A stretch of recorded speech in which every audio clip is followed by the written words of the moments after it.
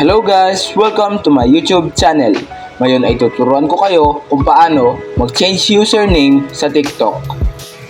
At kung hindi ka pa nakasubscribe ay mag-subscribe ka na at iyon ang notification bell para updated ka sa ating mga tutorial. Una nga ay buksan lang natin ang TikTok.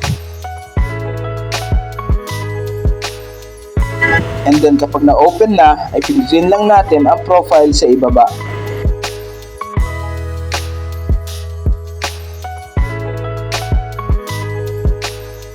At kapag napindot na, ay mapupunta tayo sa profile page at hanapin lang natin ang edit sa gilid ng name natin.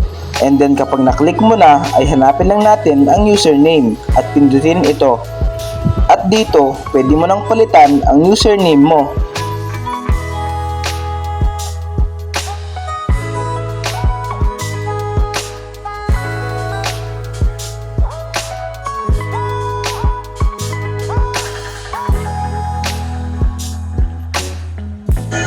And then kapag natapos mo lang palitan, ay pindutin mo lang ang save sa itaas at lalabas ito. And i-confirm mo lang ito. At ayun lang guys, ganun lang naman kadali mag-change username sa TikTok. Thanks for watching, subscribe me for more videos like this.